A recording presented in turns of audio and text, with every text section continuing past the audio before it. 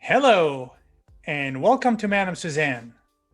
Today we're going to be talking about 10 things to remember before hiring an escort. Those are the things that I thought about from my end. If I was an escort client, what is the best way to deal with the escort and when meeting them, right? Or when I wanted to hire one. This is what I would have done if I wanted to hire an escort myself. And coming from this side of the equation, I can give you the ins and out and the real deal, the real raw truth, right?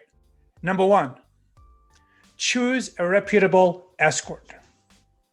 I've talked about this in my books, Madam Suzanne and How I Made $1 Million a Year as an Upscale Escort.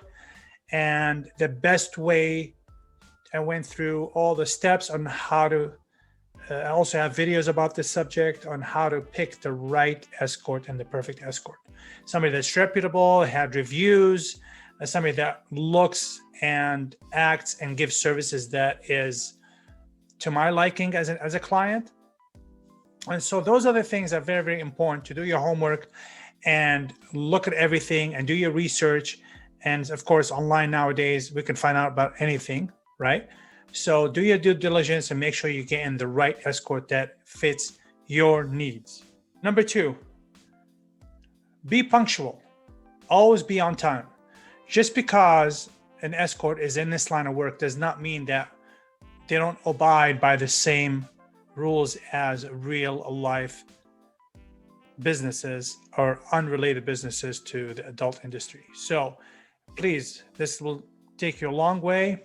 Make sure you are punctual. If you can't make it for whatever reason, of course, out of common courtesy, just call, text, whatever, let them know that you can't make it or you're going to be late or whatever, because like in my case, we operate on a very, very strict schedule. So every single appointment mattered, right? So we had a very tight schedule. We had a lot of clients and we're booked solid. So it does go a long way to be punctual like any other business.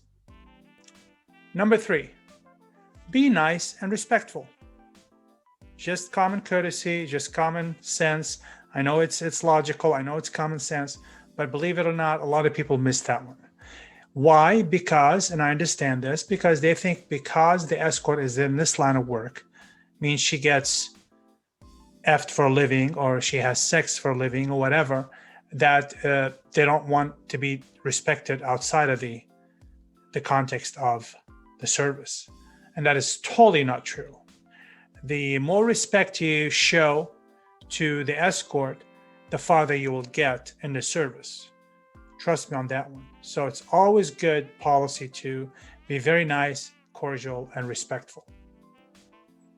Number four, and I know this is common sense too, but believe it or not, I had a lot of issues over the years, right? So I really had to train the clients on this. Be freshly showered and clean. Okay? I know it's common sense. I know nobody wants to have intercourse or sexual activities with anyone that's unless they're clean and smell good and freshly showered and everything. But you'll be surprised how many people don't. Now, for example, in my time in Orange County, my hours were 11 a.m. to 7 p.m. Monday to Friday, and I understood those are working hours. But what I did is I provided a shower, nice towels, all the amenities, everything they needed in the shower for my clients. Shampoo, conditioner, body soap, body lotion, everything you could ask for, shaving cream, razors, everything, soap, everything, even cologne. So I understand they were coming from work and I understood that they had to go back to work, and I understood that it's hard because they can't go back home.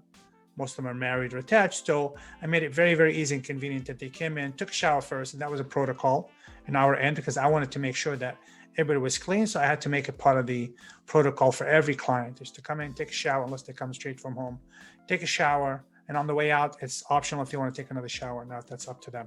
But that was also part of the allotted time, give and take. Number 5,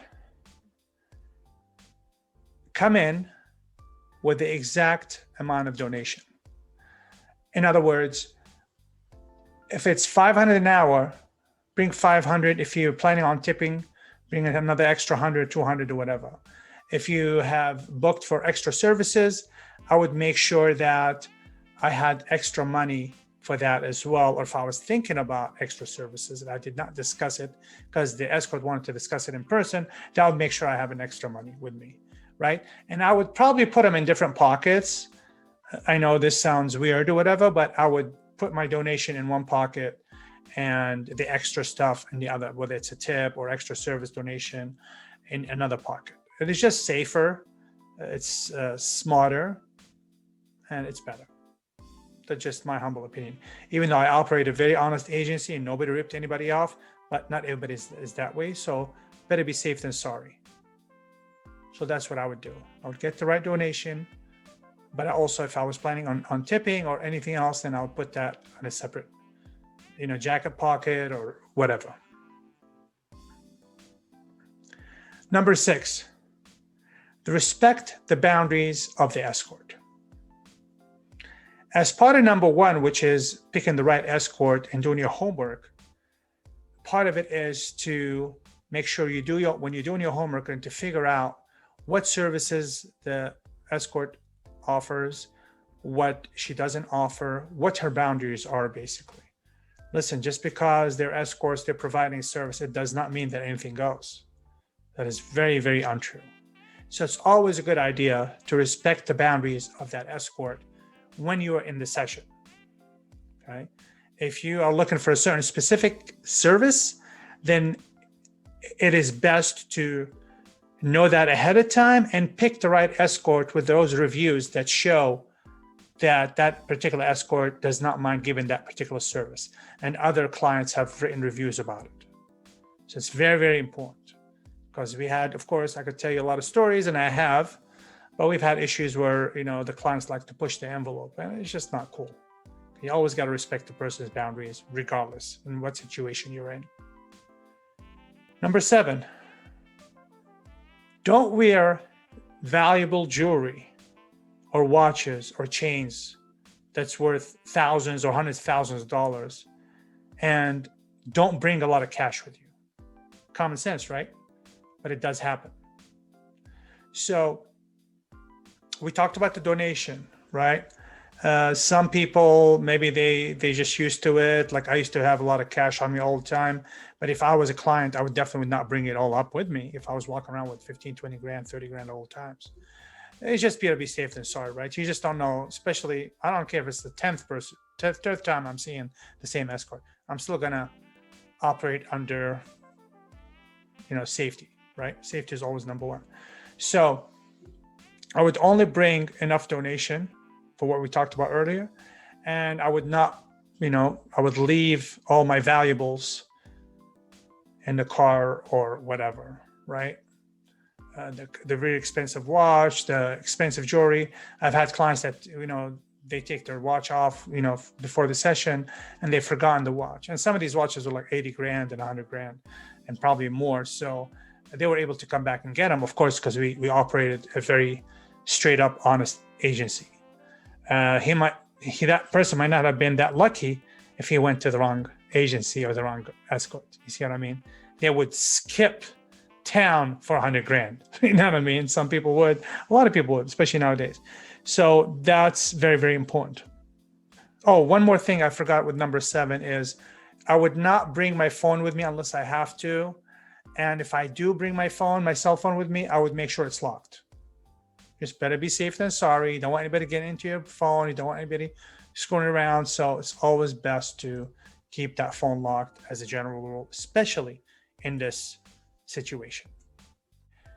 Number 8, ask all the sex-related questions and the service-related questions that you want to ask, but you didn't, or you didn't have a chance to, or maybe the escort didn't want to. Like I didn't really like talking about, as Madam Suzanne, I didn't like to discuss a lot of sexual stuff over the phone, right, or text.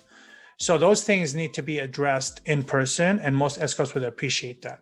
If something you could not find out about the escort and it wasn't really pertaining to the first session, and you just wanted to ask her extra questions that they were not addressed on her website or her FAQ page, or do's and don'ts, or the rules of engagement with the that goes with the reservation form and such, or they weren't addressed in the reviews, then maybe if you have any other questions that are sensitive, you might want to wait till you're in person with that escort face to face and ask them those questions.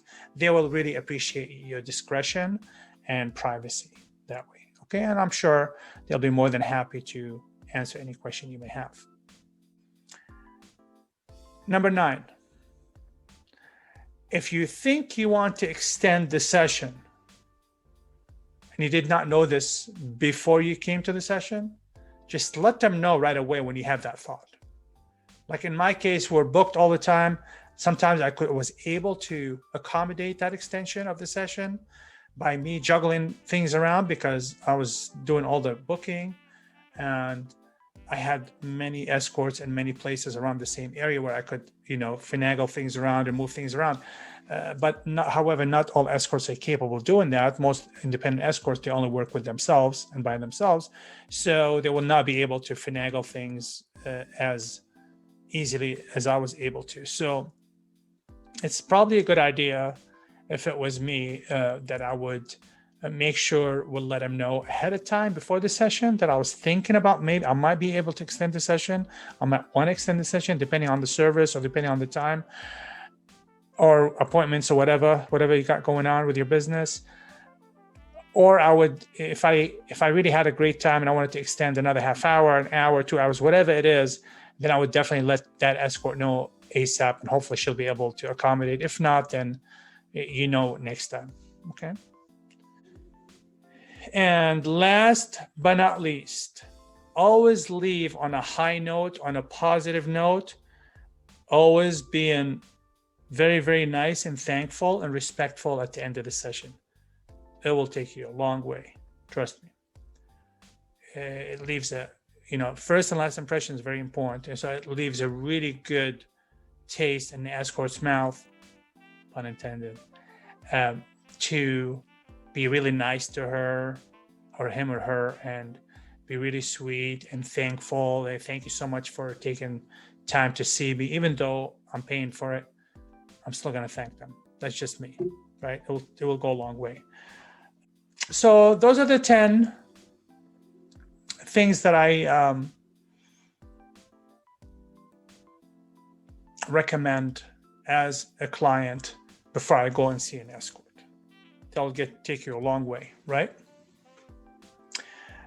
Again, thank you so much for watching this video. Merry Christmas, Happy New Year. This is 2021. This year is going to be awesome. It's going to be epic, amazing. A lot of good things are going to happen for everybody, you included. Please subscribe, like, comment. If you have any suggestion about anything you would like to talk about, you'd like me to